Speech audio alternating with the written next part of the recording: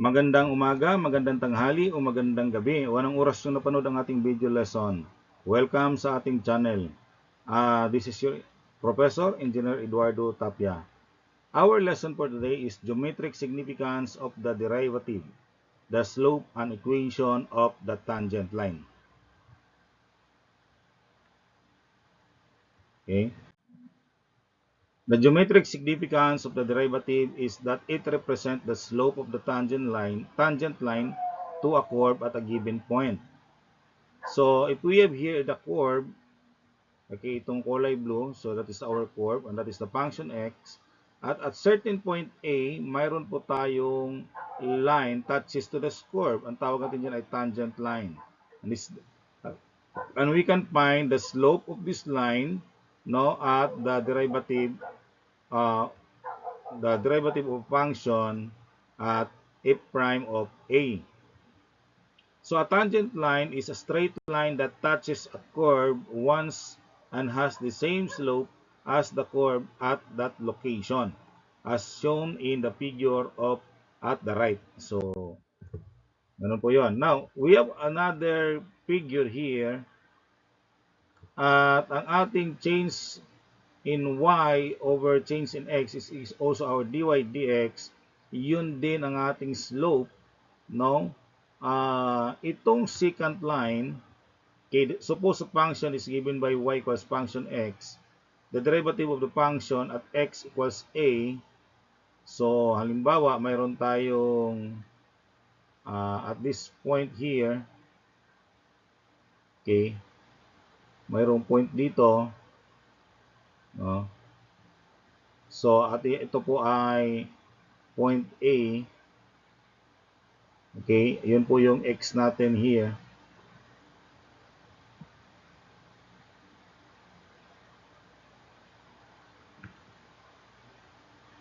Okay.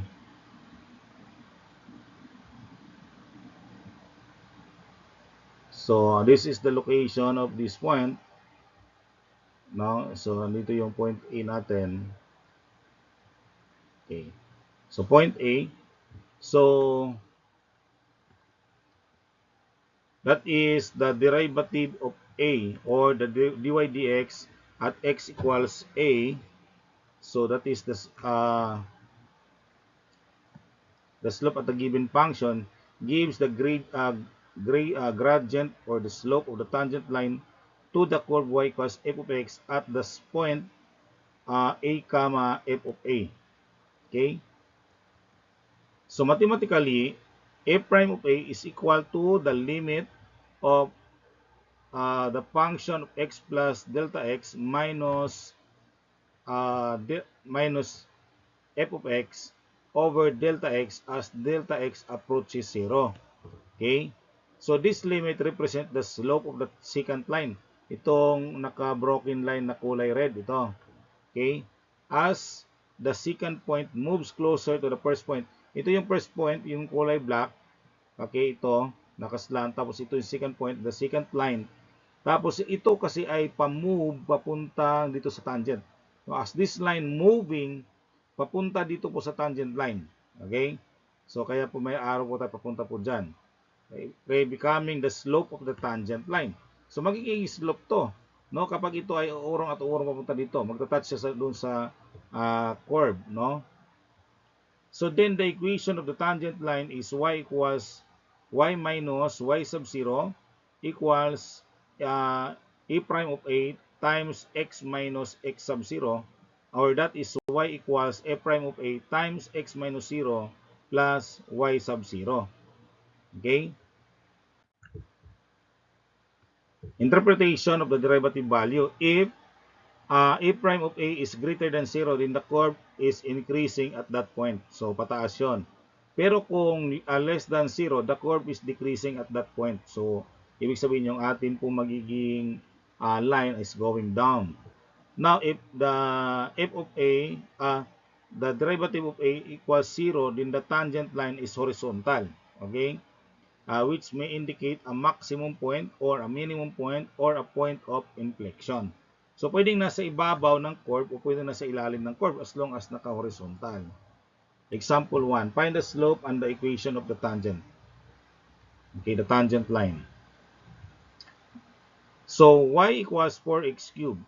Okay, at the point 2, 32.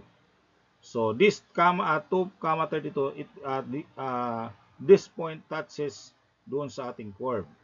Okay? So the derivative of the function dy dx equals derivative of 4x cubed with respect to x is equal to 4 times 3x, 3 raised to 3 minus 1, and that will become 12x squared. Now, therefore, the slope and the equation at the point 2, 32, so that is the derivative of y with respect to at the given point x equals 2. So that is equal to 12x squared. Then 12 times 2 raised to square. Okay, substitute natin value ng x which is 2. So 12 times 2 raised to squared, and that is m equals 48. Ito yung ating slope. Okay, slope po natin to. Next, we have to find the equation using this formula. Okay, so ang atin pong slope ay 48, that is times x minus 2 plus y sub 0 natin, yung point natin ay nasa 32. So that is 4x, 48x, y equals 48x minus 96 plus 32. Kaya magiging 48, y equals 48x minus 64. Okay? Next, number 2, y equals negative 2 times x raised to 5 at the point 5 comma negative 1,250.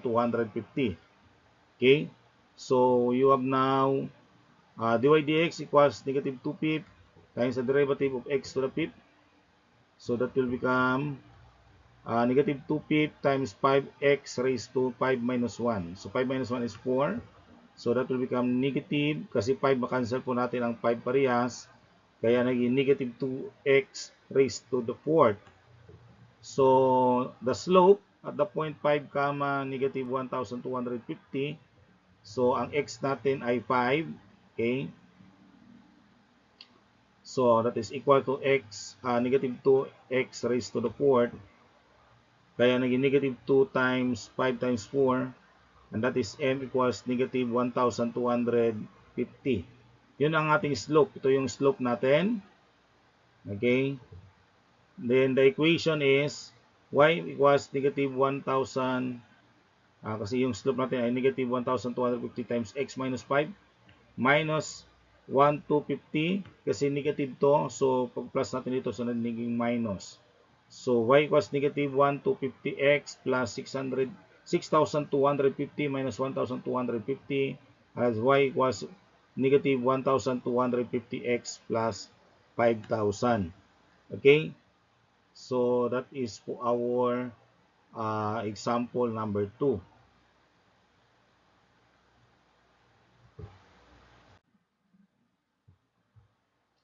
Okay, number 3, we have to find the slope and the equation of the tangent line. So ang given ay y equals 2x cubed plus 5x squared minus 10 at the point negative 2 comma negative 6. So we have to find the derivative of y. So that is derivative of 2x cubed plus 5x squared minus 10 with respect to x. So ang atin pong derivative ng 2x cubed ay 2 times 3 times x squared plus ang 5x squared, and that is 5 times 2x minus 0 since derivative of 10 ay 0. So that will become 6x squared plus 10. So this is the derivative of the function. Therefore, the slope at the point negative 2 comma negative 6 ay, so yan po yung ating illustration. So dx dy at x equals negative 2 is equal to x squared plus 10x. So 6 times negative 2 square plus 10 times negative 2, and this is negative 20. This is negative 2 square ay 4. So 6 times 4 minus 20 ay that is 4. Ang slope ay 4, positive, no? So hence the equation of the tangent line is y equals 4 times x plus 2 minus 1. So that is 4x plus 8.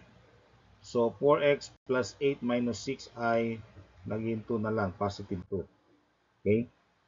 Example 4, find the slope and the equation of the tangent line. Ang given ay y equals 6x divided by 2x plus 1 raised to cube. Okay, where the point is 3, 18 over 343. Okay, so we have now dy dx. So that is 2x cubed. Kasi ito ay quotient rule.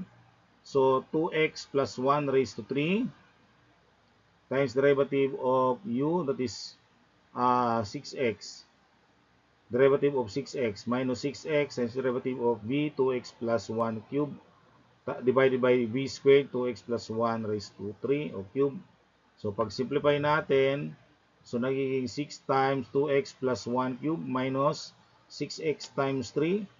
Okay, yung 3 natin galing dito sa exponent, kaya naging 3 times 2x plus 1 raised to squared. Squared na lang, kasi 3 minus 1 times the square root, derivative ng 2x ay 2. All over 2x plus 1 raised to 6. Okay, simplify pa natin. So that is 6 times 2x plus 1 cube minus the quantity 36. So 6 times 3, 18 times 2, kaya 36x times 2x plus 1 squared. Okay, now common factor natin ay 2x plus 1. Okay, kaya naging ganito, no?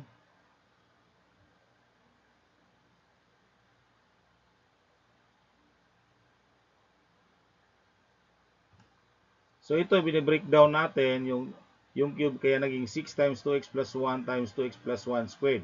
Okay, minus 36x times 2x plus 1 squared. Okay, kaya 2x plus 1 squared ay common factor natin. Kaya that is 2x plus 1 squared times 6 times 2x plus 1 minus 36x. All over 2x plus 1 raised to 6. So pag i-cancel natin to, makancel natin to, that is power 2 ay magiging power 4 na sa baba. Kaya, ayan. So simplify natin to. So 6 times 2x, 12x plus 6 minus 36x. Okay, so ayan na po, simplify natin, kaya naging 6 minus 24. Tapos ito, kinancel out natin to. Okay, tapos bawas tayo ng dalawa dito sa denominator natin, kaya naging 4 na lang to. Ayan. Okay, kaya so ang ating sagot dito ay 6 dy dx equals 6 times quantity 1 minus 4x over 2x plus 1 raised to 4. Okay, so therefore, the slope at a point 3, 18 over 343, so that will become 6 times 1 minus 4 times 3 over 2 times 3 plus 1 raised to 4. Kaya ang slope natin ay 6 times negative 11 over 7 times r raised to 4. So negative 66 times over 2,401. So ito po yung ating slope, no? Negative 66 over 2,401. So the equation of the line, tangent line, so negative y equals negative 66 over 2,401 times x minus 3 plus 18 over 343. Okay, so simplify natin, distribute natin to. So nagiging negative 66 over 2,401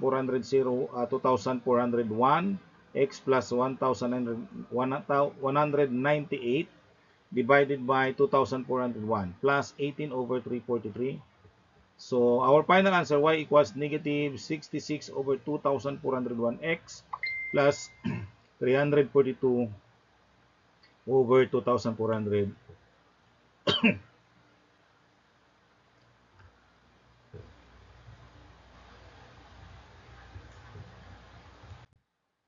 Alright, this is your activity to answer. So you have the given point, and lahat yan ay naglalies on the in the curve, no? So try to check the slope and the equation of the tangent line. So thank you very much, no, for watching and listening. Don't forget to like, share, and subscribe to my YouTube channel, Matuto Dapat. Muli, maraming salamat sa inyo.